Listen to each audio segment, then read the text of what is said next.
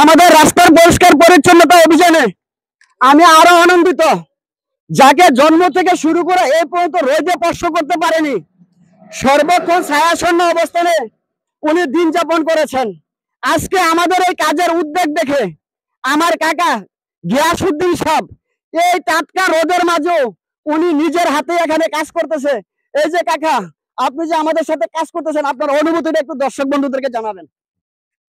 সালামু আলাইকুম। আশা করি সবাই ভালো আছেন। আমাদের এই বাবুরা প্রবাসী কল্যাণ সংগঠনের একটা রোড আমরা নামকরণ করেছি বাবুরা প্রবাসী কল্যাণ রোড। এটা সৌন্দর্য বর্ধনে আমরা সবাই একতাবদ্ধ এবং আমাদের গ্রামের যত প্রবাসী আছে, গ্রামের মুরব্বিয়ান আছে, সিনিয়র জুনিয়র যারা আছেন, সবাই একতাবদ্ধ।